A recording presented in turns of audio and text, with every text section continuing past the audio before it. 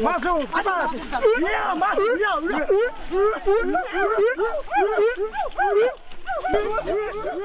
Kayu besi rawa sepanjang 17 meter ini disiapkan untuk membuat salib. Melihat panjangnya, timbul pertanyaan, siapakah yang akan disalib? Siapapun itu, pasti sesuatu yang lebih besar dari mereka. Tapi Frankie Woro, Casimilus Awe, dan warga suku Auyu di Papua Selatan ini tak akan melukai siapapun. Mereka memakai salib ini sebagai tanda perlawanan.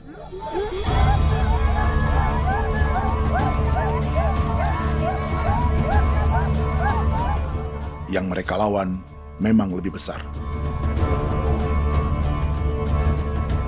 yaitu pemerintah Republik Indonesia. Pemerintah sedang mengincar 2,5 juta hektar hutan orang Papua untuk proyek tanaman industri pangan dan energi.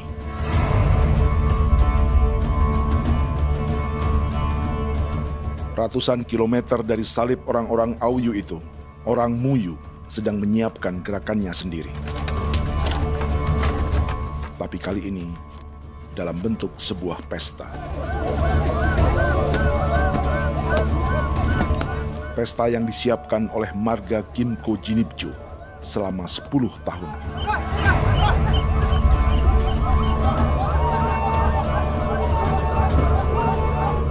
Sosok di marga ini adalah Willem Kimco, orang asli Papua yang tak punya kartu identitas kewarganegaraan manapun.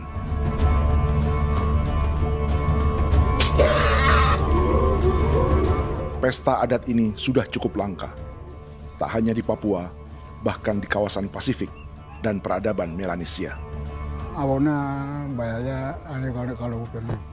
Internet ada kode kerem bipnuka, dan jitana ya kati ko berem baran dipo. Kami mengambil ko kuning. Ada gagasan dan gerakan sosial di balik pesta orang-orang Muyu ini. Sama dengan gerakan salib merah yang dimulai orang-orang Auyu. Salib ini akan menjadi yang terbesar dari 1.800 salib merah yang telah ditancapkan berbagai suku di Papua Selatan dalam 10 tahun terakhir.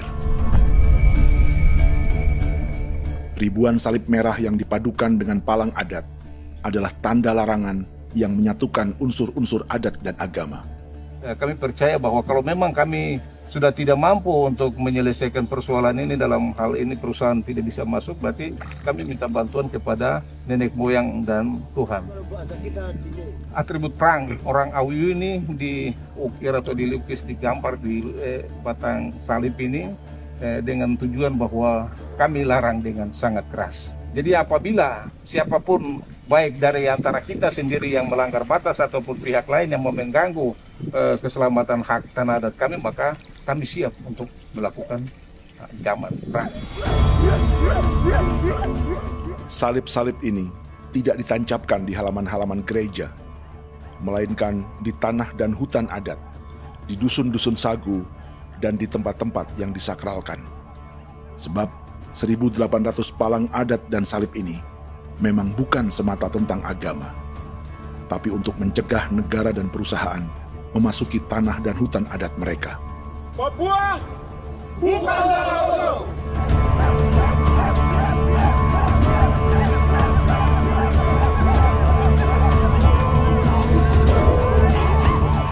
Di zaman TikTok ini, kami ingin menceritakan semua ini lewat film yang pendek.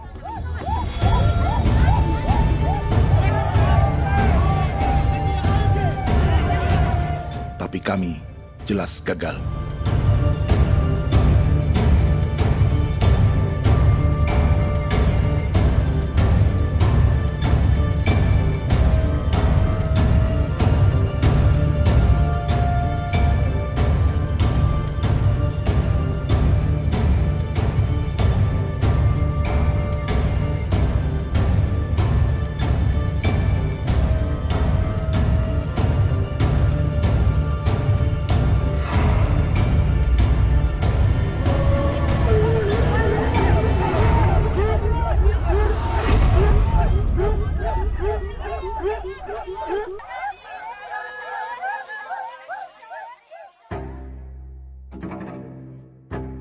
Di planet ini, ada 5 pemilik hutan hujan tropis terluas yang tersisa.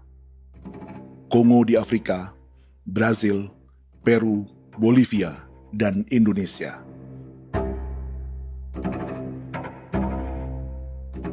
Di Indonesia, satu-satunya pulau yang hutannya masih terjaga adalah Papua, pulau terbesar kedua di dunia setelah Greenland. Lewat sejarah kolonialisme yang panjang, pulau ini kini dikuasai 2 negara. Bagian barat oleh Indonesia yang juga dikenal sebagai West Papua, dan bagian timur menjadi Papua Nugini. Dan tepat di perbatasan ini, di bagian Indonesia, sedang terjadi proyek pemusnahan hutan terbesar di dunia.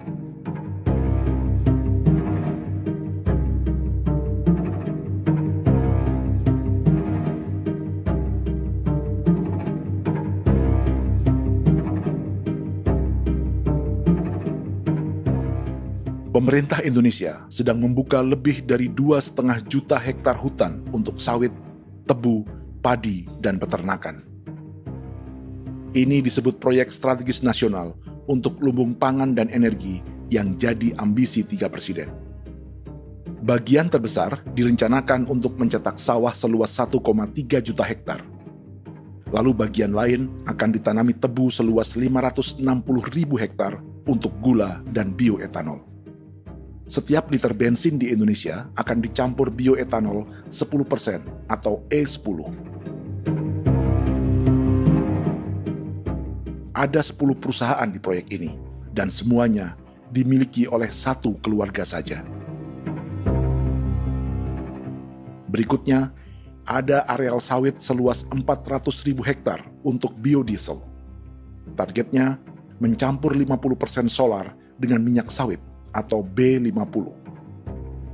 Dan terakhir, pemerintah akan membuka peternakan seluas 380.000 hektar. Jadi, apa yang salah dengan proyek pangan dan energi ini? 5 orang Papua dalam film ini akan menjawabnya.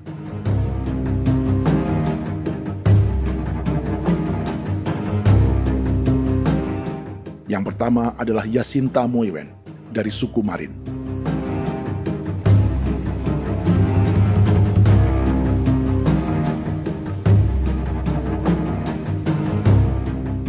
Yasinta dan warga di distrik Ilwayap di Merauke sudah menjadi korban. Hutan dan rawa sebagai sumber pangan dan ekonominya telah dihancurkan. Jalan sepanjang 135 km sedang dibuat, dan di kiri kanannya akan dicetak 1 juta hektar sawah. Mereka sulit menolak atau melawan. Salib sudah digeser, masih datang lagi dengan senjata mereka nih. Karena proyek ini juga dijaga tentara. Macam-macam senjatanya.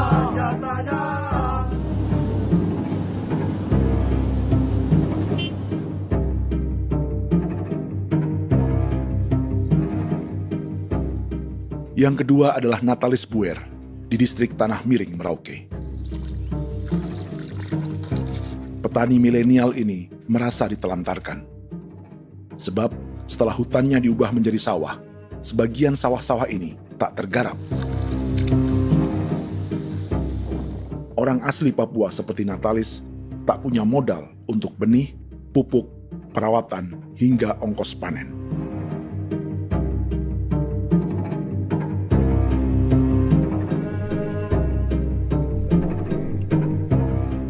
Orang ketiga adalah Vincent Kuipalo dari suku Yenan di distrik Jagebob, Merauke. Vincent dan suku Ye sedang menjadi korban. Hutan adat orang-orang Ye sedang dihancurkan untuk perkebunan tebu dan bioetanol. Tanah mereka juga diincar untuk markas-markas militer, pasukan yang akan menjaga proyek pangan dan energi ini.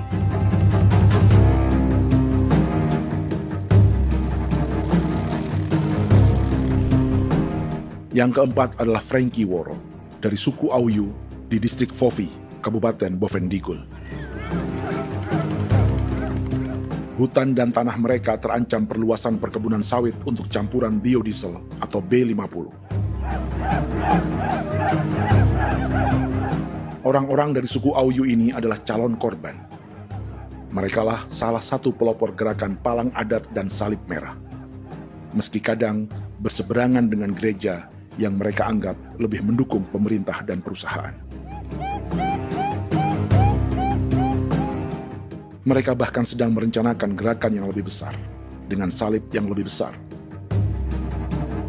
Tanah milik Somu Sobisiba itu bahwa tanah ini diciptakan oleh Tuhan dan memberikan warisan kepada kami. Kami ini hanya hak jaga.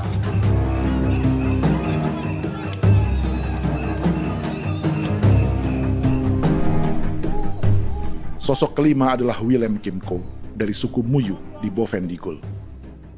Tokoh adat dari Muyu ini hidup di garis belakang proyek negara, sehingga belum menjadi korban. Tapi mereka sedang bersiap menghadapi segala kemungkinan. Tinggal di belantara dan perbatasan membuat sebagian mereka tak punya status kewarganegaraan. Tapi mereka telah hidup jauh sebelum ada Indonesia atau Papua Nugini.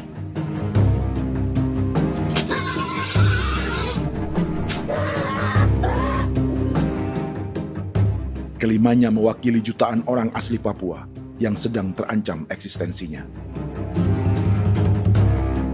Jika kita merasa kepunahan peradaban Neanderthal di Eropa, Aztec dan Inca di Amerika, atau aborigin di Australia adalah sejarah masa lalu, film ini menceritakan bagaimana pemusnahan sebuah bangsa dan kepunahan sebuah peradaban sedang terjadi di masa hidup kita. Kepunahan bukan karena kerusakan lingkungan dan ruang hidup semata, juga karena dihantam 60 tahun operasi militer.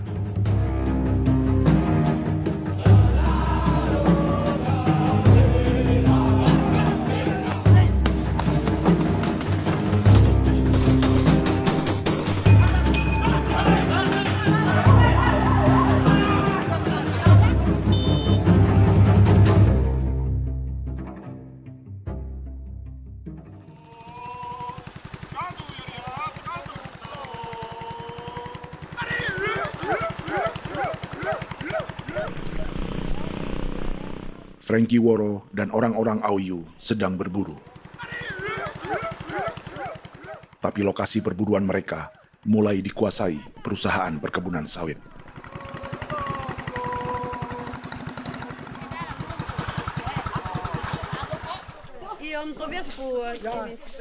Kita akan menuju arah ke Inabusu. Di sana kami akan masuk di wilayah konsesi perusahaan PT Indo Asiana Lestari, dan di situ ya ada survei-survei mereka yang mereka pernah lakukan, tapi juga kami ada lakukan tanda-tanda saksi di sana.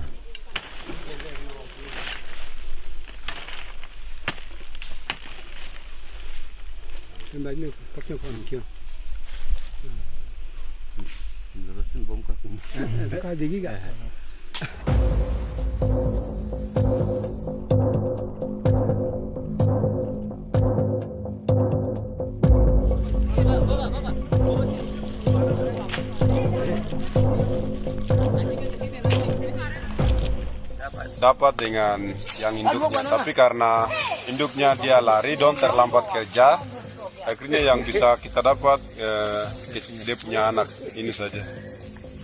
Ini kalau pakai bahan kayak hasil.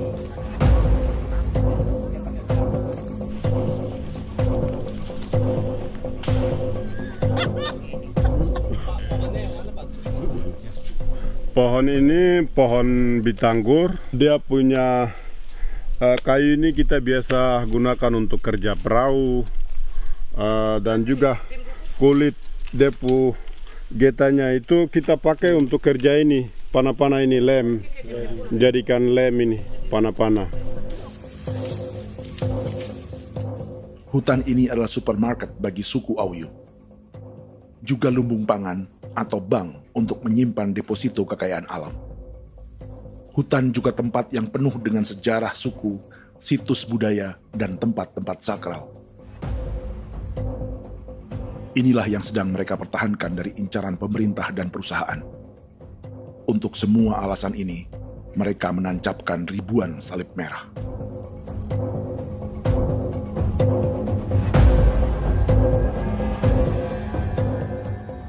Tapi dari kampung, warga suku Auyu memberi kabar pada Frankie tentang intimidasi oleh aparat negara agar mereka melepas tanah ke perusahaan sawit dan berhenti memasang palang adat dan salib merah. Ada beberapa titik yang saya sudah siap, tetapi di sini emergensi dari saya, terutama di Kampung Sokangon, PT Damai Timber. Dia mengganggu saya dengan menggunakan kekerasan maupun pihak hukum. Dan kemarin saya ada pernyataan penolakan secara resmi, tapi masih tetap dengan menggunakan pihak hukum untuk masuk, untuk harus dituntut saya untuk harus diterima perusahaan itu. Kita di situ ada 15 marga, tetapi 15 marga juga tidak setuju. Marga-marga siapa yang terima dan marga-marga mana saja yang menolak. Nanti kita lihat dari pertimbangan itu, dan di situ dan kita undang mereka untuk bicara dengan kami. Sebagai sosok yang aktif dalam gerakan, warga Auyu terus memberi informasi lapangan kepada Frankie yang tak selalu berada di kampungnya. Izin pernyataan yang mereka paksa saya untuk tanda tangan itu, tapi sementara saya tidak tanda tangan. Data semua ada di tangan saya. Ya. Baik, kalau gitu itu lebih bagus karena tanda tangan itu yang berbahaya. Iya. Tanda tangan itu yang lebih berbahaya karena sekarang ini modern dan canggih, dan itu yang mereka biasa pakai untuk tipu muslihat. Mereka biasa pakai itu di tanda tangan itu. Betul. Dari Bambisa juga di Sofia dia masuk untuk memaksakan kami marga untuk harus menerima perusahaan itu. Tapi kemarin kami sudah menolak. Babinsa nama bosku. Babinsa di sini nama bosku. Itu yang sekarang strategi militer yang sekarang mereka pakai. Jadi yang penting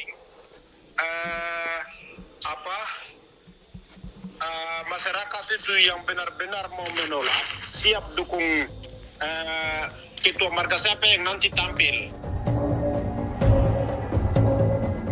Ini adalah peta konsesi sawit untuk biodiesel dalam proyek strategis nasional.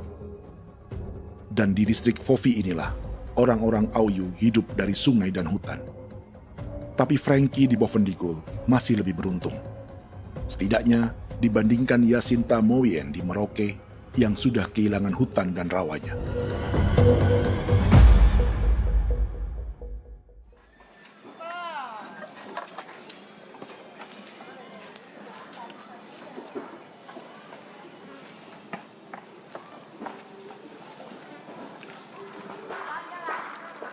Yasinta dari suku Marin adalah petani sayur di Kampung Wanam, distrik Ilwayap, Merauke. Memanfaatkan lahan yang ada, ia berkebun dan menjual hasilnya ke pasar kampung. Ini ekonomi warga di Wanam untuk menghasilkan uang, lalu memberi barang kebutuhan yang tak bisa mereka produksi sendiri. Tapi kehidupan sebenarnya ditopang oleh ekosistem hutan dan rawa. Inilah sumber pangan utama dan peradaban mereka.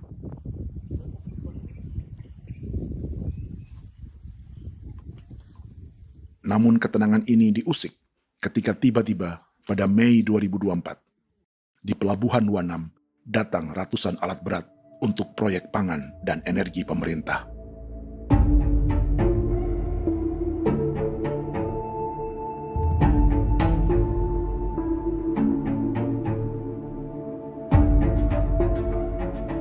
Kami masyarakat setempat kami tidak tahu.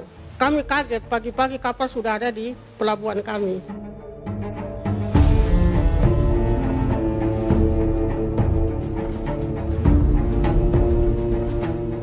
Yasinta Moywen atau Enrika Gebze dan warga lainnya tak pernah diajak bicara atau dimintai pendapat. Seakan-akan Papua adalah tanah kosong. Kita suka kaget yang dong bawa turun alat berat dong bawa turun, kita kaget masyarakat. Dorang subongkar itu kayu-kayu.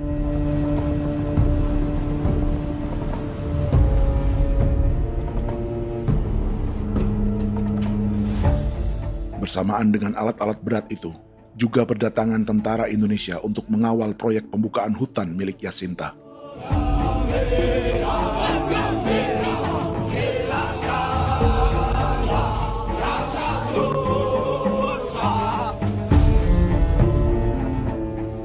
Ribu alat berat didatangkan dari Cina ke Papua oleh perusahaan bernama John Lin Group sebagai kontraktor pemerintah.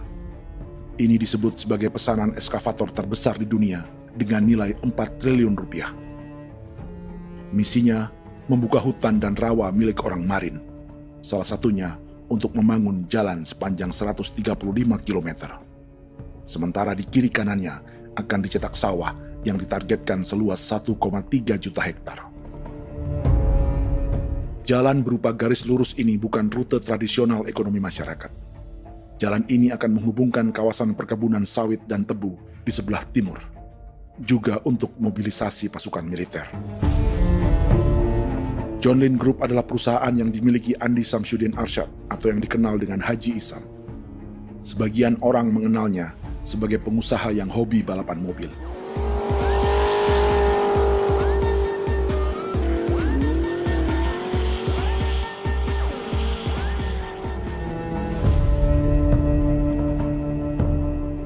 Tapi di Kalimantan, ia berbisnis batu bara, perkebunan sawit, pengolahan karet, penerbangan, perkapalan, dan biodiesel. John Lin Group kini juga menjadi pemilik perkebunan tebu dan pabrik gula terbesar di Indonesia. Sayapnya melebar dari Kalimantan hingga ke Bombana, Sulawesi Tenggara. Perkebunan tebu, pabrik gula, dan industri bioetanol inilah yang juga sedang dikembangkan di Papua. Foto ini adalah momen ketika Isam bersama kerabatnya, Menteri Pertanian Amran Sulaiman dan Menteri Pertahanan Syafri Samsudin meluncurkan program biodiesel atau B50 di Kalimantan Selatan. B50 artinya setiap 1 liter solar, 50%-nya akan dicampur minyak sawit. Perusahaannya, PT John Lin Agroraya, menjadi salah satu pemainnya.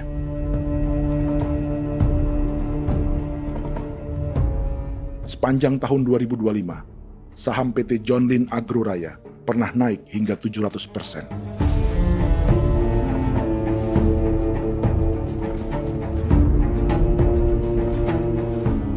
Perusahaan sawitnya yang lain, PT Pradiksi Gunatama, sahamnya bahkan pernah naik 4.000% hanya dalam 1 tahun. Dari harga saham ini saja, nilai kekayaan keluarga Isam diperkirakan mencapai 100 triliun rupiah lebih, menjadikannya salah satu keluarga terkaya di Indonesia dan salah satu pemain penting industri bioenergi. Dan di Papua Selatan inilah sebagian sawit-sawit untuk mendukung program B50 akan ditanam.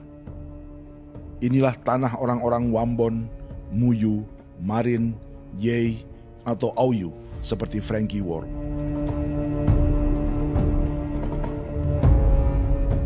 Haji Isam pernah menjadi tim kampanye nasional Presiden Joko Widodo dalam pemilu 2019 saat melawan Prabowo. Bintang Mahaputra Utama diberikan kepada Saudara Andi Syamsuddin Arsyad. Beliau berjasa luar biasa dalam mendorong pertumbuhan ekonomi daerah maupun nasional. Setelah menjadi presiden, Prabowo memberi gelar kehormatan Bintang Mahaputra Utama pada Isam.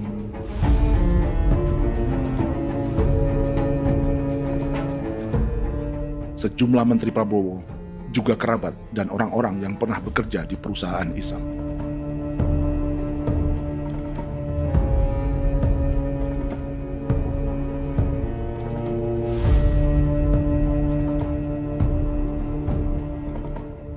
Lawan sebesar inilah yang sedang dihadapi Jacinta di kampung Wanam, Merauke. Atau petani perempuan lain seperti Enrika Gebze. Jadi alam kita ini sudah rusak. Jadi kita itu biasa jalan dari sini tuh harus pasang jerat di situ, harus cari makan di situ lagi. Itu tempat-tempat itu pasang-pasang jerat, tempat babi, rusa, sekarang sudah tidak ada lagi.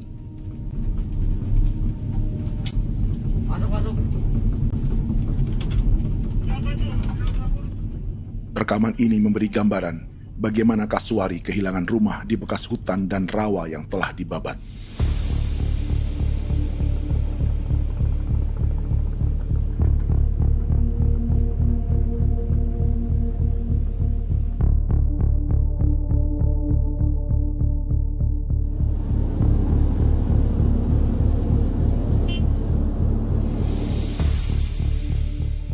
Keterlibatan tentara dalam proyek pangan dan energi di Papua memakai dalih bahwa ancaman terhadap negara kini tak hanya perang secara militer, tapi juga melalui pangan dan energi. Kementerian Pertahanan pun terlibat karena proyek ini dianggap operasi militer selain perang. Jadi tugas kamu adalah menjaga sumber cadangan pangan nasional. Macam-macam senjatanya, Proyek ini menambah panjang alasan mempertahankan kehadiran tentara di Papua dalam 60 tahun terakhir. Saat ini, jumlah tentara Indonesia di Papua mencapai 56.000 personel, atau ada 1 tentara untuk setiap 100 orang Papua. Bandingkan dengan rata-rata nasional, di mana hanya ada 1 tentara untuk 696 penduduk Indonesia. Itu belum termasuk polisi. Artinya, 1 orang Papua dijaga lebih banyak senjata dari rata-rata penduduk Indonesia. Tanah dan hutan diambil secara sepihak untuk kepentingan pembangunan batalion dan bandar antariksa. Ini bentuk perampasan masyarakat. Penolakan kehadiran markas-markas militer terjadi di sejumlah tempat di Papua. Tak hanya karena trauma dan ketakutan, juga karena mengambil tanah-tanah adat.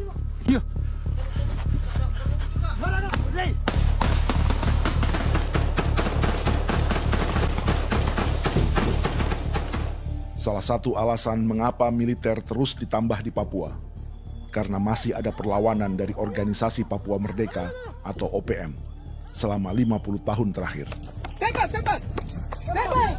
Ayo. Tapi kekuatan militer OPM diperkirakan hanya 1.430 personel dan 360 pucuk senjata. Selebihnya, mereka menggunakan senjata tradisional.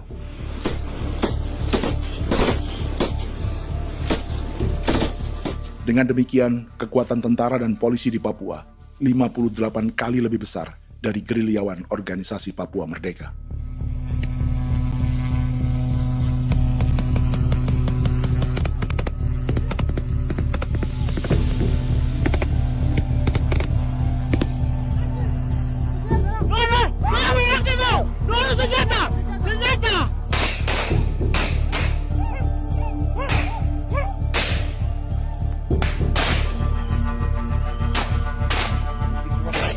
Sebagian tentara berada di garis depan pertempuran, tapi sebagian besar lainnya terlibat operasi non-tempur menjaga proyek pemerintah dan investor swasta.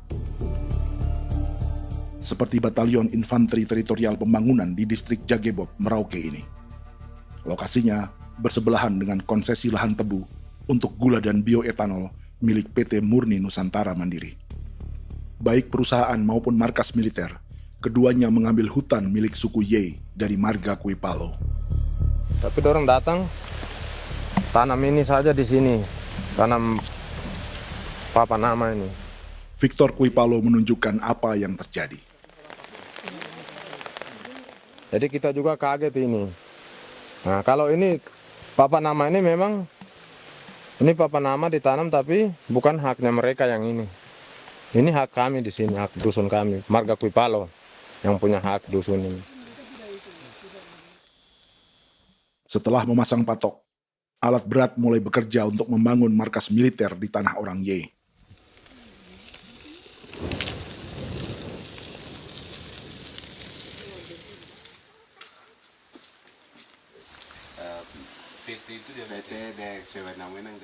Kehadiran markas militer mengkhawatirkan warga yang pernah mengalami trauma. Takut kenapa? Kalau macam yang awal macam sekarang bu kampung hidup ini kan aman. Terus kenapa harus didirikan korem di sini? Bukankah dengan adanya Korem semakin aman ada tentara di sini? Kalau untuk kampung kayaknya tidak bisa aman kalau ada tentara, paling masyarakat dipukul itu ini. Kalau kampung hidup begini malah saya sejahtera dan saya punya masyarakat.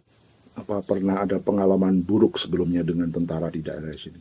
Ada yang cerita waktu pos-pos di sini tuh di 13, 12 itu zaman katanya Patimura. Memang kasihan. Malah kita punya orang ini yang dianiaya betul, dipukul. Disuruh kerja bakti tidak mau atau lama mencari, namanya kita pangkur sagu itu butuh waktu 1 minggu. Kalau lama begitu ya paling diseret apa pukul itu. Operasi militer Indonesia di Papua dimulai tahun 1962 lewat Operasi Trikora.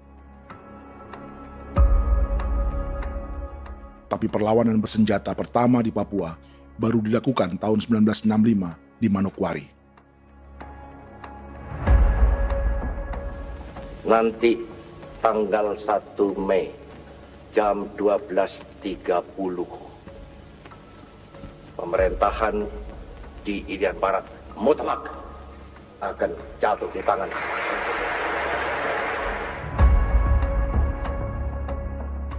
Sejak itu, selama 60 tahun, operasi militer untuk menaklukkan Papua terus dilakukan. Salah satu operasi militer paling berdarah adalah Operasi Wibawa untuk memenangkan Indonesia dalam jajak pendapat tahun 1969. 643 orang tewas di Paniai. Lalu disusul 4.146 korban tewas antara tahun 1977 hingga 1978.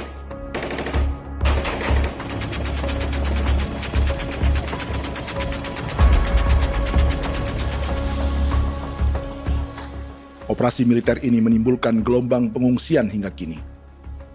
Dewan Gereja Papua mencatat 103.000 orang menjadi pengungsi pada tahun 2025 dan nyaris tak diberitakan media-media Jakarta.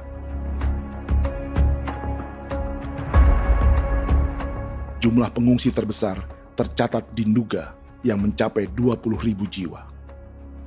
Banyak di antaranya yang sedang hamil, seperti Jubiana, salah satu pengungsi Nduga. Jadi ini takarik masih kaki be muguruk berselari di namen wane kosel. Bigari me. Egirik mana ne anim bom selebok selar ne. Wam dak yak lek prak de oi kore bangal no so dak lok yo nandam yanet ndang no yat de nanen di ko nerwa membri wal marwa. Egirik mana nerwa tri bel no semana. Ngal siya kaya berkumpit nyak masalah orena me wako suluk. Ri namen wani ko semane kuman nak wani ndemo ko ndak misri namen bre ko ko nak no semane ne. Nebe minit waru da kan ab bi ni dige. War de mino pragit de laina bulan Maret April yana mana kantan barang na lire na bam ne. Jubiana lalu menamai anaknya pengungsi Kogoya. Selain Jubiana, juga ada Emma dari Maibrat yang melahirkan di hutan. Sampai di kampung gini, katanya bilang ada tentara yang bangun jembatan. Nah, capek itu juga pun masih tahan. Kembali lagi ke hutan lagi. Seperti itu sampai sejatuh di tengah jalan. Orang sampai banting di kayu semuanya. Berasa sakit begitu. Melengkapnya tuh Domika Serli, pengungsi Wako. Masyarakat sipil dari kampung Aitrem sementara mengungsi karena kampungnya sementara dikuasai oleh TNI Polri.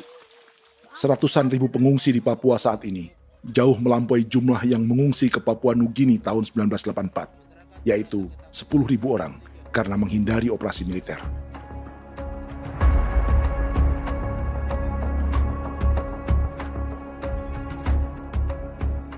Bersamaan dengan operasi militer, eksploitasi sumber daya alam Papua juga dilakukan sejak masuknya tambang emas dan tembaga Freeport pada tahun 1967.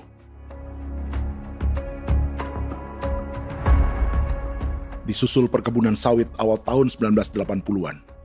Lalu ada perburuan buaya untuk diambil kulitnya.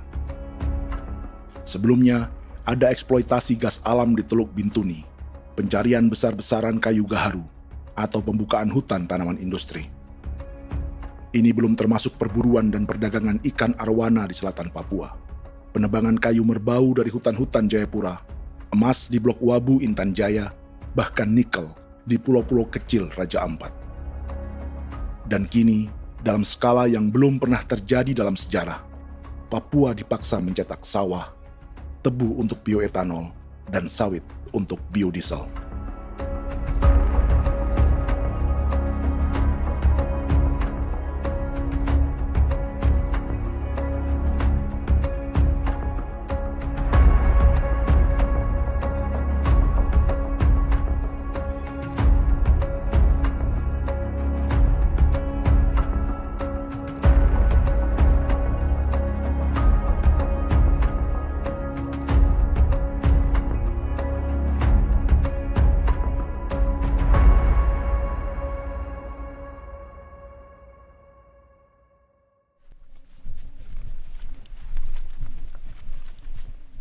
Inilah yang sedang menimpa keluarga Vincent dan Victor Kuipalo di Merauke. Hutan mereka diambil untuk markas militer dan industri perkebunan, PT Murni Nusantara Mandiri. 1 dari 10 perusahaan yang diberi konsesi untuk menanam tebu dan memproduksi gula serta bioetanol seluas 52.000 hektar.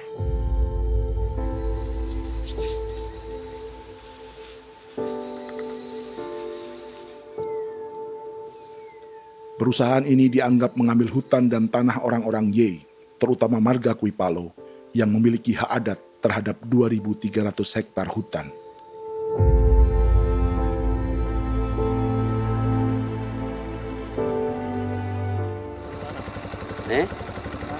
Tentara?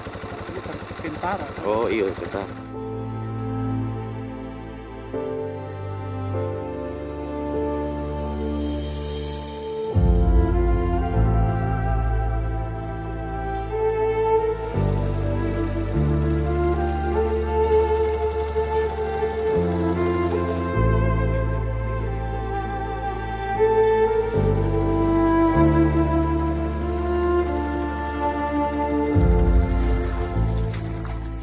Keluarga Kuipalo sedang melihat apakah perusahaan semakin mengancam tanah mereka. Dan kekhawatiran itu terbukti. Iya, makanya tadi saya bilang ini dari sini saja dekat, ini sudah masuk di dalam ujung lapang ini. Ini hutan, yang ini hutan yang orang ada bongkar sekarang ini. Ini sudah punya alat sudah dekat ini. Dekat sekali ini. Ini di sini. Nacau, kelapa itu yang jalan lama, jalan setapak ini. Dari udara, terlihat alat-alat berat semakin mendekati tanah orang-orang Ye, marga Kuipalo.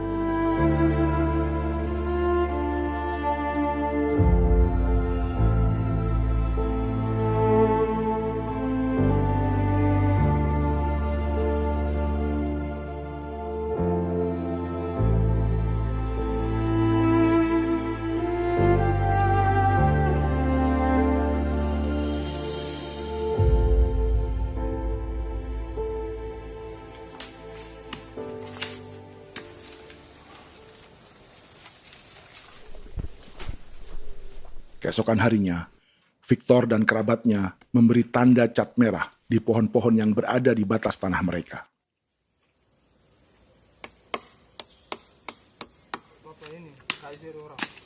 Tapi tanda peringatan adat ini tak diindahkan perusahaan.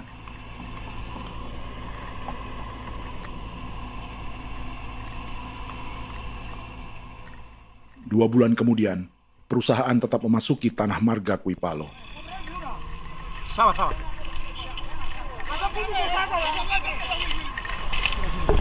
manusia, kau lihat. Tapi tidak sudah sakit hati sekali saya kata adik. Ini sama baik ini kalau tidak berubah lagi adik. Kami juga punya tangan, hanya beda rambut. Mister itu juga. Wah, buka. Tidak.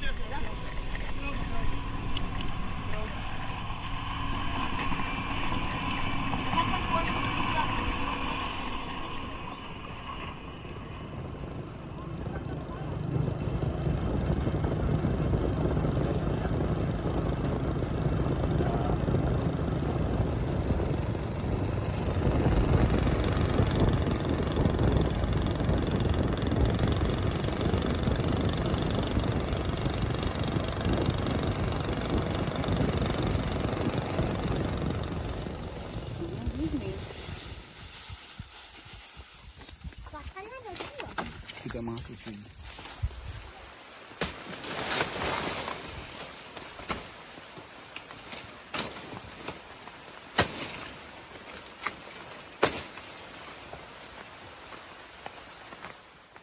Jadi ya untuk itu seperti saya katakan tadi, apakah lebih baik kita tidak usah ada kan atau bagaimana, kita pisahkan, pisahkan dari negara ini kan, jangankan tuh. Saya kemarin bicara sama Daniel, datang sama saya dengan persoalan Kodam ini. Saya bilang Pak Daniel, kalau lebih baik saya ngungsi ke Papua Nugini. Dia bilang, aduh Bapak jangan begitu. Ya memang, kalau tidak bisa menghargai kami, lebih baik pilihan yang itu yang saya memilih. Lebih baik saya pindah dari sini. Saya mengungsi ke Papua Nugini, di negara tetangga. Masih di laut. Apa? Ada ini. Tapi saya bilang sama Kapolsek, Pak, Agustus ini, 17 Agustus saya tidak kasih naik bendera merah putih. Saya bendera ada, nanti saya taruh di meja. Bendera saya ada. Karena saya punya pikiran percuma kita ini merasa bahwa kita hidup di bawah naungan merah putih. Ternyata merah putih tidak lindungi kami. Tidak anggap kami sebagai kami rakyatnya. Dia lambang negara. Dan kami menghargai lambang negara itu. Ternyata lambang negara ini, kita bernaung di bawah lambang negara ini, kita tidak dilindungi. Hak kita tidak dihargai.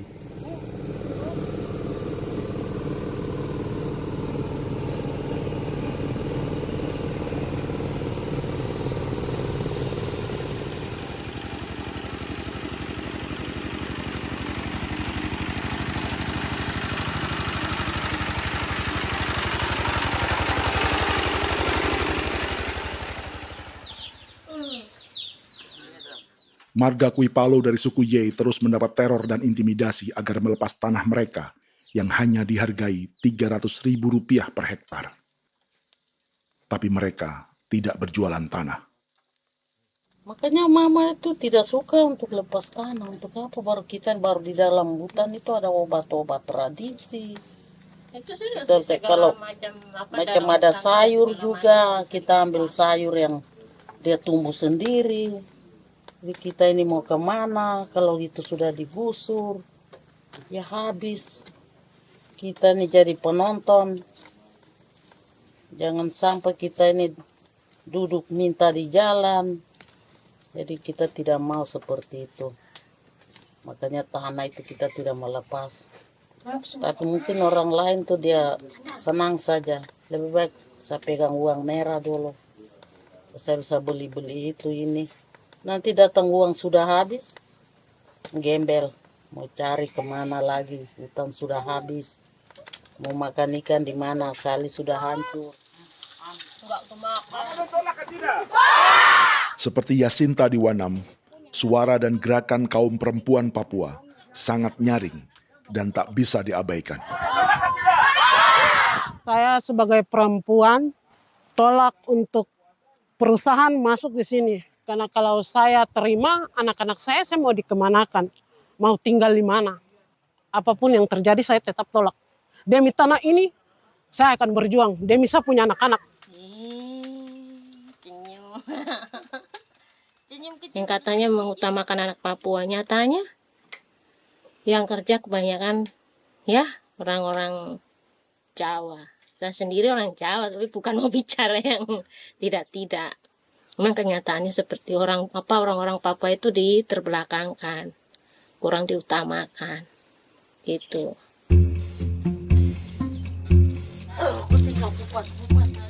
Proyek food estate seperti mencetak sawah, bukannya tak diikuti warga Papua.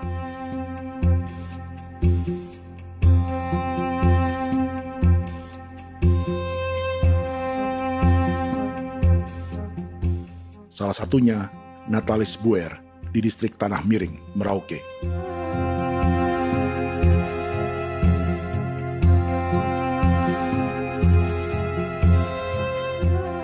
Setelah menghabisi hutan, pemerintah Indonesia mencetak sawah untuk tanaman padi karena beras mulai menjadi makanan pokok menggantikan sagu. Sebagian besar penggarapnya adalah warga transmigran yang datang sejak era 1980-an. Bahkan petani transmigran sudah ada sejak Belanda membuka proyek padi kumbe di distrik Kurik. Lokasi yang sering jadi langganan pejabat Indonesia memamerkan sawah di Papua. Tapi Natalis juga ingin belajar menanam padi atau bersawah. Namun ia kesulitan karena dibutuhkan modal untuk benih, pupuk, hingga pemeliharaan dan panen. Lalu sawah-sawah ini pun mulai dikuasai pendatang.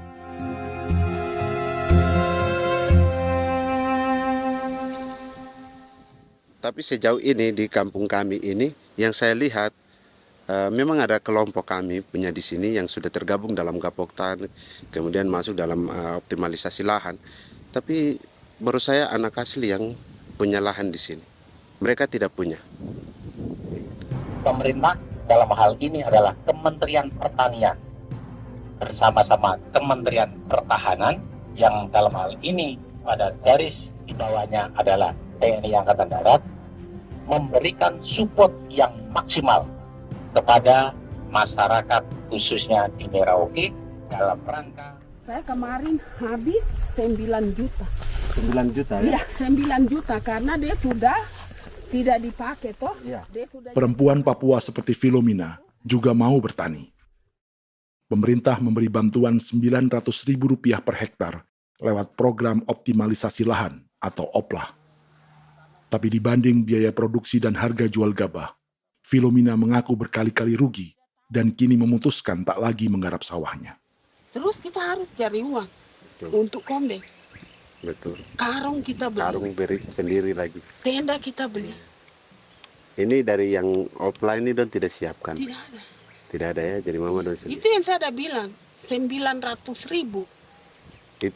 Itu modal untuk kerja sawah ini. Mulai dari kerja sampai nanti panen. Panen. Wih, ngeri sekali. Iya, lucu toh? Tidak dapat itu. Betul, Mam.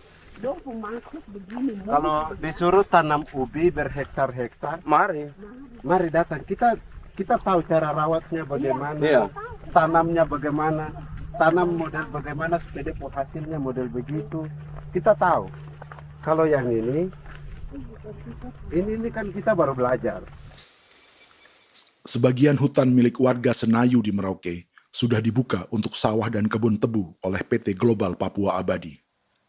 Proyek pertanian ini dikerjakan oleh Kodim Merauke.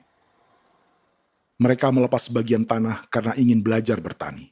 Saya punya nenek moyang tidak ajar saya tanam padi. Tapi saya mau berubah. Generasi saya yang berikut ini besok lusa tidak bisa makan pisang, sagu. Namun program optimalisasi lahan yang dijanjikan dengan berbagai bantuan tak dirasakan Filomina. Obat rumput beli, obat padi beli, jonder kita bayar, bahkan bibit masih kurang, cari bibit lagi beli. Jadi saya memang kalau program pemerintah saya sama sekali saya tidak suka. Baku tipu saya.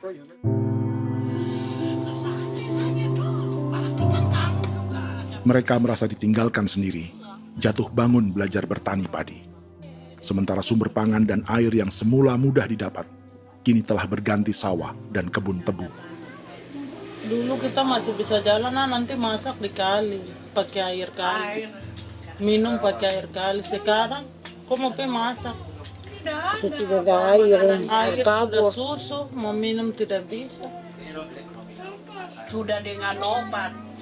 Drone semprot tebu itu saja drone. Drone yang semprot. Saya lihat di itu. Jadi kita bukan drone yang terbang di atas untuk disemprot. Iya, itu semprot obat. Dong lempar pupuk di bawah ya dia mengalir ke kali. Mengalir ke kali, ke rawa-rawa.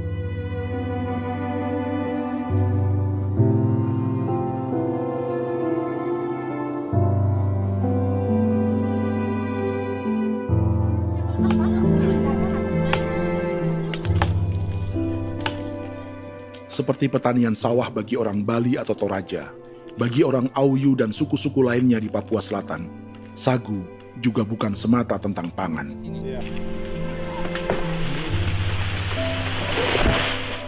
Bagi orang Auyu dan Marin, sagu adalah kerabat, sosok orang tua, sosok nenek moyang yang harus dijaga dan dilindungi. Lagi bikin apa mama ini mama? Pakai toko itu sagu.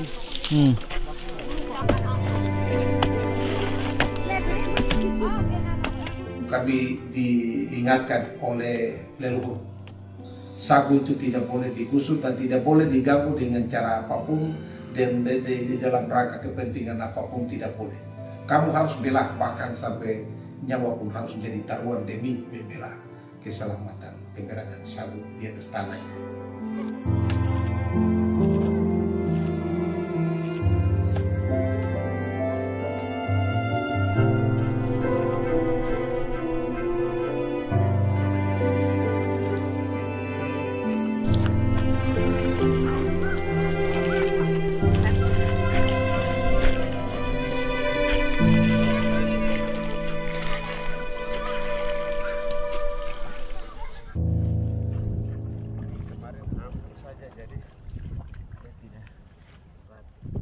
Menurut Natalis, pemerintah di Jakarta mendefinisikan lumbung pangan semata urusan beras dan mencetak sawah. Sebenarnya orang Papua itu bukan tidak bisa bertani. Kami tanam ubi itu bagian dari pertanian. Nah, pertanian yang dimaksud oleh pemerintah itu harusnya selalu, itu kalau bisa pemerintah harus spesifikkan. Pertanian apa yang dimaksud? Pertanian tanam padi atau pertanian tanam ubi, petasan dan lain-lain. Ini yang harus dispesifikkan dulu. Begitu, sehingga tidak menjustifikasi kami orang asli Marin bahwa kami tidak bisa bertani. Bukan. Kami buka kebun besar-besar di sana, bahkan bermeter-meter, ratus-ratus meter pakai sekop, bukan pakai ekskavator, tapi ini pakai skop. Itu pertanian, begitu. Bagi Natalis, alih-alih memaksimalkan sawah-sawah yang sudah ada untuk petani Papua,